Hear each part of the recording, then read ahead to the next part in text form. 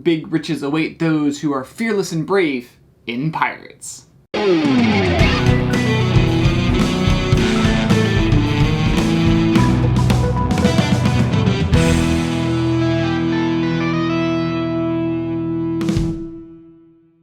Thank you for joining me at Tangermouse Studio D. I'm Kevin Delp. Pirates, designed by Stefan Dorra, is a reimplementation of a game called Buccaneer. It's for 3 to 5 players and takes about 30 to 45 minutes to play. Queen Games is bringing it to Kickstarter. They sent us this copy and sponsored this overview video. Now, our goal for overview videos is to give you a good idea of what the game is and how it plays. We are not reviewing or critiquing the game.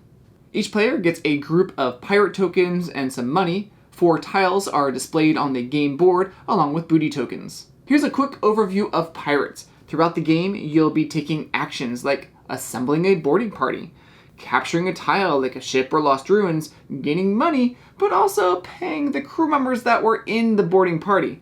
Once the game is over, whoever has the most money wins. On your turn, if you decide to assemble a boarding party, you place a pirate or group of pirates that's in front of you on top of another player's pirate or group of pirates. That new stack goes in front of you. Players will continue creating boarding parties until someone decides to capture instead of doing a boarding party. They have to be the captain, the topmost pirate is theirs, and enough pirates are in the party that match the number on the tile they want to capture. You may have more pirates than are required. Place the boarding party on the tile and then give money that is showing to the captain. They also choose one of the booty tokens, and then the first mate, that's the second token in the stack, gets the second choice if there is a second choice for a token. Then the captain must pay the first mate and all the crew based on the number shown on the pirates. If there is a question mark, you pay what is shown on the tile to that player. If the captain was able to pay everyone, then they keep the capture tile. But if they didn't have enough money, then they pay the remaining pirates from the bank, and that tile is then discarded instead of being kept. Only after all 4 face-up tiles have been captured do you refill the display. Instead of assembling a party or capturing, you could mutiny. You place the black spot in front of the player you want to mutiny. You take one of their boarding parties, placing one of your pirates that's already in the stack on top, immediately trying to then capture a tile. But you have to then pay twice the usual amount to each pirate. The last action that's available to you is ransoming a pirate. If you run out of pirates, you can pay 5 coins to a player and take one of your pirates back and immediately do an assemble boarding party action. After all 20 tiles have been captured or discarded, then the game ends and you count up the money to see who wins. If you have the most booty of a certain kind, you'll get that amount of money printed on the tile. All other players will get 1 coin each for each of their tiles if they didn't have the most. Then you score anchors and wheels. It's easier to just show you the table. If you have 2 anchors at the end of the game, then each of your wheels are worth 6 points each in a 4-player game. So there's a little math going on during the game and definitely at the end of the game, but whoever has the most coins wins.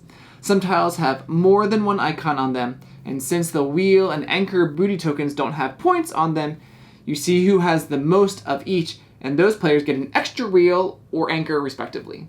The game has a lot of timing aspects to it. How can I get a crew assembled, be the captain, and capture a tile at the right time? Usually the bigger crew needed, the more money you'll get, but then you have to pay more money out.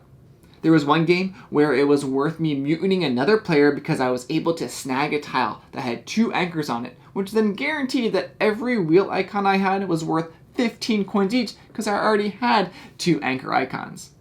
The person with the black spot at the end of the game will also lose 10 coins unless they own the sea monster. That then nullifies the effect.